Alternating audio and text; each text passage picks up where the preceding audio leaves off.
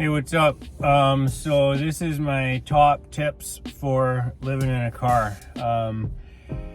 I've done this twice now, once for a year at a time, and this last stint has been about 2.5 months. It is October 1st, 2024, and I am moving into a place today.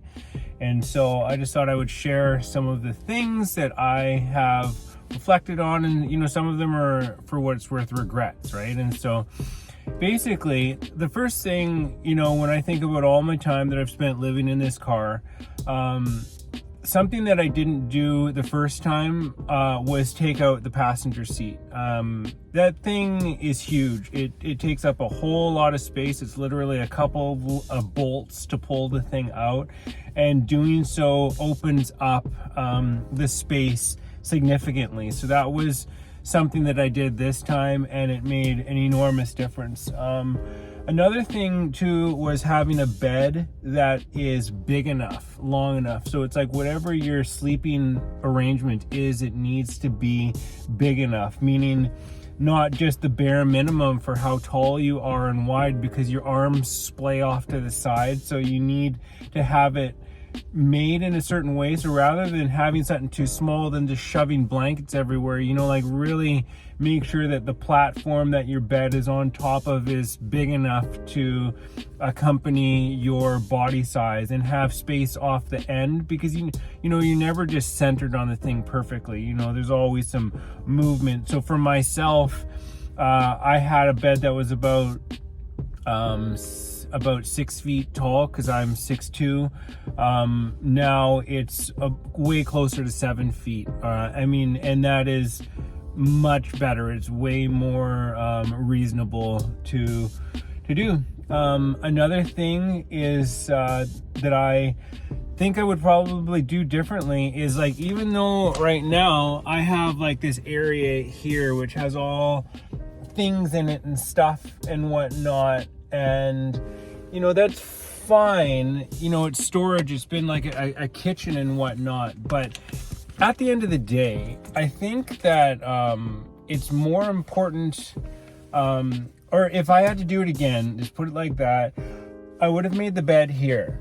And I don't know, there could have been a way to access storage under here, right? And it would have been a bit of a different setup. But the thing is that you spend a lot of time sitting in the in the driver's seat, and so it's not comfortable. The thing is like, when you're existing, it's nice to be able to sit up, and say with the bed here, because the roof is here, there is no sitting up here. You can't sit up in a seat that is other than that, so you're very much confined to this space. Whereas if this was over here, I have a sunroof here, I could stick my head out the sunroof, and also too, if the bed was here, this open space here allows you to lift your legs up. You could even, for what it's worth, practice yoga in here, sitting postures and lying down postures. Whereas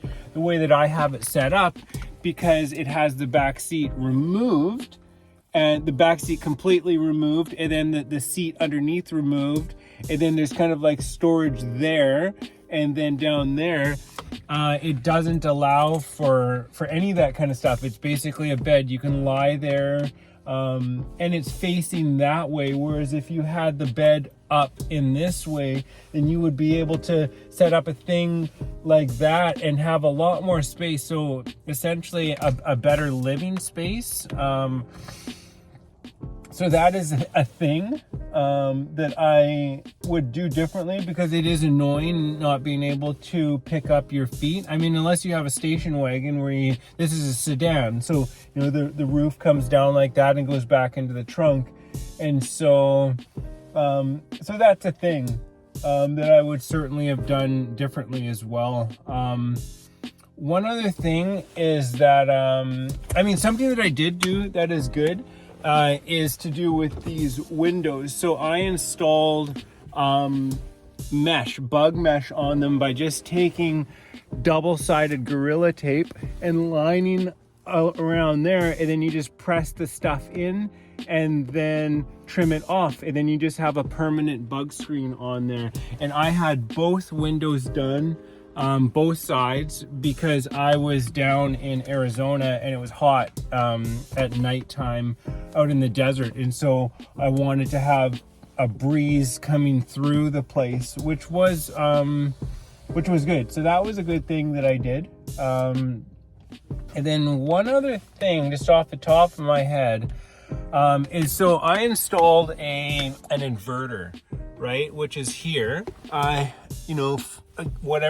many watts it is, right? But something that that would have made my life a lot easier for the way that I eat is that, like, I use a pressure cooker for preparing certain things. And so I had a little gas stove, and then a little Hawkins pressure cooker, like a nice little cute thing, and it worked great and whatnot. But I mean, looking back at it all, if I would have just gotten a bigger inverter, and then I would have been able to run an Instant Pot, because it doesn't actually, the Instant Pot doesn't use that much energy. And so, like, you'd probably have to have the vehicle running to do this, like even just to draw the energy while it's in the warm-up phase and whatnot. But I mean, I think it's only like 600 watts or something like that. It's not like 1500 watts or something huge. And it's like, when I think about it, that would have made my life so much easier. I mean, to not have to mess around with that kind of stuff, just to utilize this piece of technology. Because otherwise, say like in my regular life, I would never use like a conventional pressure cooker. I would 100% always cook things inside of the pressure cooker. And so that is a big thing. Another thing too, that has been a nice addition to living inside of a vehicle was this thing, which is a lamp. It's an LED lamp. I bought it originally for making YouTube videos and things because it's like a background light, but I mean, it went on its lowest setting, plugged into the inverter, it doesn't trigger the fan, and so you have a light that is not attached to the car and its systems, which automatically turn off. At least they do in my car, as part of like a safety energy saving thing, so you don't end up draining your battery. And because it uses such a low amount of energy, it's just nice to have this other light that isn't actually shining down. I have this thing so I can move it around, and like, so having an adequate lighting source. And then that's another thing that's super important too, is so like, I lived this entire time without blackout curtains, and I will tell you, it made my life very difficult. It was, for what it's worth, stupid. Because what it would take to create essentially some pieces of like chloroplast or like cardboard or whatever with some black on one side, and even, you can do black on one side and silver on the other, or you can make it out of different materials, right? But when you can black out your windows, especially if you're living in a car, you can sleep anywhere that is essentially the right grade, so level and and the right slope, that whatever works for you, right? And so, but without that, you're confined to places that are dark, which is hard, because there are lights absolutely everywhere. I tell you, in the town that I live, there's like one place, a couple places, and sometimes they're dodgy as well, because if you have a dark place, well, of course, and there's a car parked in a dark place, that's just a target for somebody who breaks into vehicles and stuff like that, right? And so it's quite the gamble, where it's like, if you just had these things where you could go pop, pop, pop, and then black out the stuff, then you can essentially park in quiet, safe neighborhoods where there are lights, but it doesn't matter because you have them blocked out. And I'm just saying, like a single light, if it's shining in, I don't know, it's annoying. I find it not possible to get rest when there is a light shining in your face. Even though I have the darkest tint on my windows, it really makes very little difference. There's still that light that is constantly shining in on you. And even sometimes the moon, as lovely as the moon is, it's a bright light source. And so, and those are, I guess, my main tips.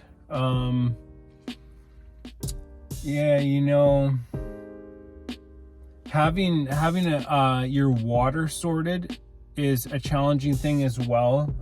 But because I've filled up water bottles so much, it's just ridiculous. It takes an extraordinary amount of time to stay on top of water. So having some sort of a water system, a car is, you must have some reason why you really need to live in a car if you're going to live this way, because it is very confining. It's very challenging, but it is doable. It can get you from A to B if that's what you need it to do. So yeah, I guess that's it.